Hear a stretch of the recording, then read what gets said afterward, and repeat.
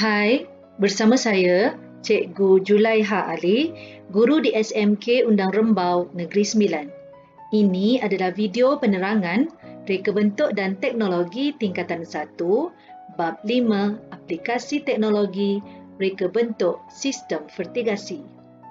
Dalam video siri 4 ini, cikgu hanya akan menerangkan tentang teknik penyusunan sistem vertigasi, lakaran reka bentuk, penilaian mockup atau model, dan pengurusan tanaman sistem vertigasi.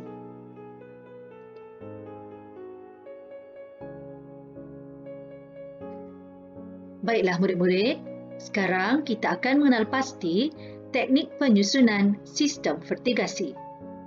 Terdapat dua teknik penyusunan iaitu teknik jejari dan teknik gegelang.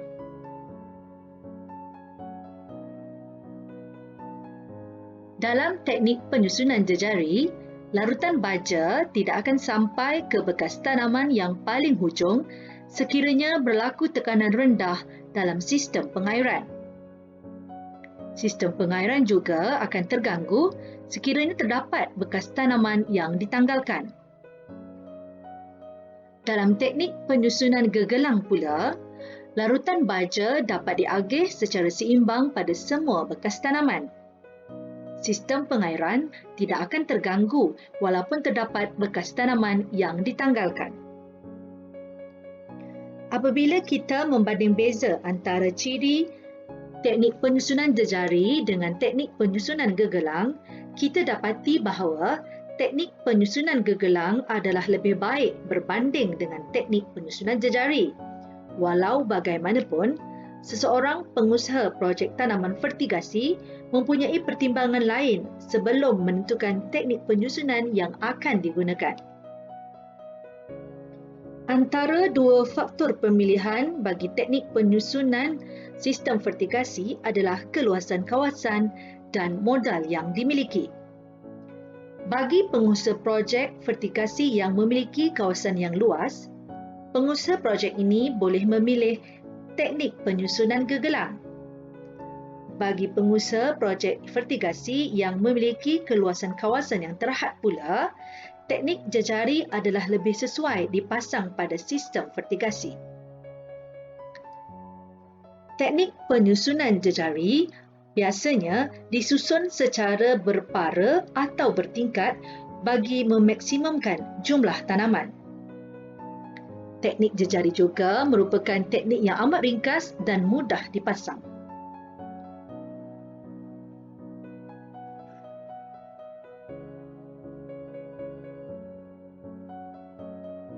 Baiklah murid-murid, sekarang kita akan mengenal pasti teknik penyusunan sistem vertigasi dalam bentuk lakaran dua dimensi.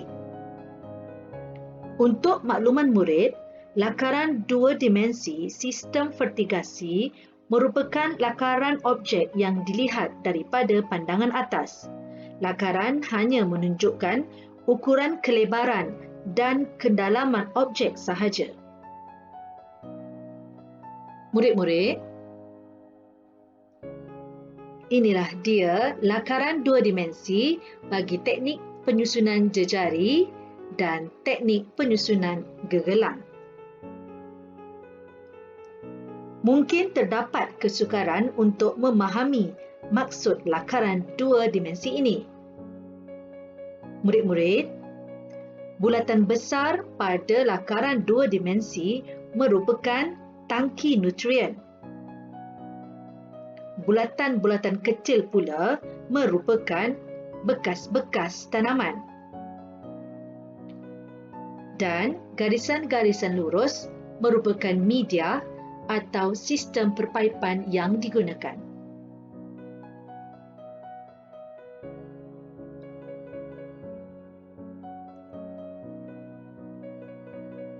Murid-murid, sekarang kita akan mengenal pasti teknik penyusunan sistem vertigasi dalam bentuk lakaran tiga dimensi.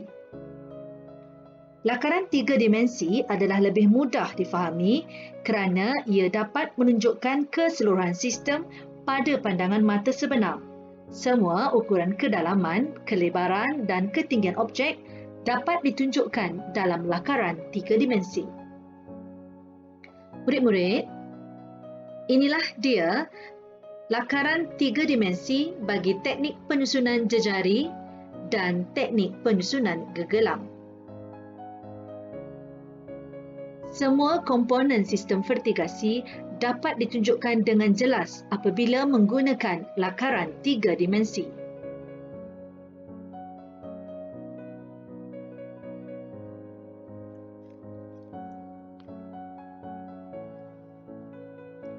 Murid-murid,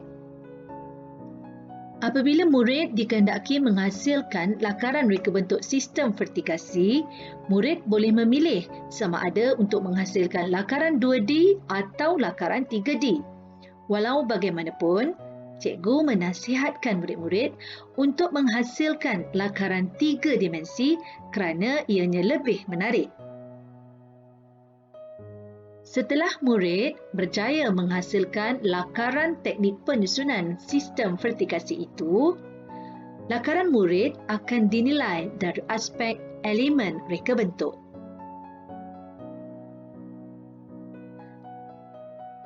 Baiklah murid-murid, sekarang kita akan mengenal pasti elemen yang akan dinilai pada lakaran yang telah dihasilkan. 1. Garisan. 2. Rupa. 3. Bentuk. 4. Tekstur. 5. Saiz. 6. Warna. 7. Ruang. Murid-murid, ini adalah contoh lakaran 3 dimensi bagi teknik penyusunan gegelam. Elemen garisan dapat dilihat pada sistem perpaipan dan juga set penitis. Elemen rupa segi empat pula dapat dilihat pada keseluruhan sistem perpaipan. Elemen bentuk iaitu bentuk silinder dapat dilihat pada bekas tanaman dan tangki nutrien. Elemen tekstur pula dapat dilihat pada tona warna bekas tanaman dan tangki nutrien. Elemen saiz dapat dilihat melalui perbezaan saiz antara bekas tanaman dengan tangki nutrien. Elemen ruang pula dapat ditunjukkan dengan jelas melalui susunan antara bekas-bekas tanaman. Murid-murid, ini adalah satu contoh lakaran yang lengkap dari aspek elemen reka bentuk. Seterusnya, lakaran murid juga akan dinilai dari aspek yang berikut. 1. Kecenderungan inovasi, kreativiti dan keaslian reka bentuk. Lakaran mestilah mempunyai inovasi. Ia dapat dilakukan dengan menambah baik fungsi komponen utama yang digunakan supaya menjadi lebih cekap dan mesra pengguna. 2. Unsur simbolik, emosi, estetika dan penampilan. Lakaran reka bentuk baharu sistem vertikasi haruslah menunjukkan kelainan daripada sistem vertikasi yang sedia ada masa kini. Nilai tambah boleh diberi pada lakaran dengan penggantian komponen kepada bahan-bahan mesra alam. 3. Kecenderungan, fungsi dan praktikal. Kedudukan lakaran reka bentuk baharu sistem vertikasi yang berfungsi mestilah dapat memenuhi keperluan pengguna yang tinggal di pelbagai jenis tempat kediaman seperti di rumah pangsa, rumah teres atau di rumah kampung. 4. Kekuatan kualiti dan keboleh pasaran. Lakaran yang berkualiti akan dapat menarik minat pengguna untuk mencuba inovasi atau teknologi yang dicadangkan, malah dapat menentukan sama ada reka bentuk itu boleh diterima di pasaran semasa atau sebaliknya. 5. Ergonomik. Lakaran reka bentuk yang terhasil perlu mempunyai ciri ergonomik iaitu tahan lasak dan tidak mudah roboh. Di samping itu, dapat memberi laluan pengedaran udara dan matahari yang mencukupi serta mempunyai ciri-ciri keselamatan. Setelah lakaran murid dinilai dari aspek elemen reka bentuk dan penilaian lakaran, murid dikehendaki menghasilkan reka bentuk sistem vertikasi itu sama ada menghasilkan model separa berfungsi atau mock-up. Terdapat dua kaedah pengujian untuk menguji reka bentuk sistem vertikasi. Sekiranya murid menghasilkan model separa berfungsi, ujian titisan dilakukan untuk melihat keupayaan air mengalir dan menitis ke dalam bekas tanaman.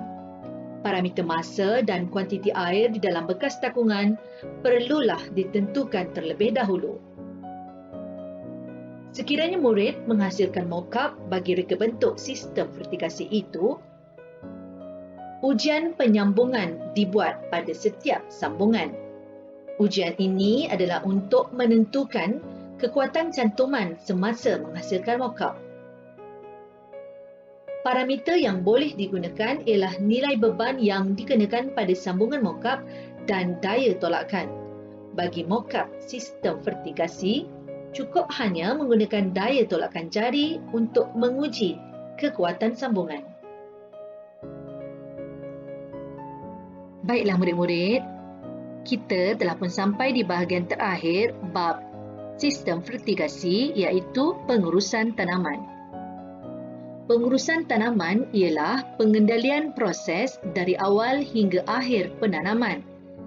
Ia meliputi kerja-kerja pengurusan prasemaian dan penanaman, pengurusan semaian, pengurusan tanaman, dan pengurusan penjagaan.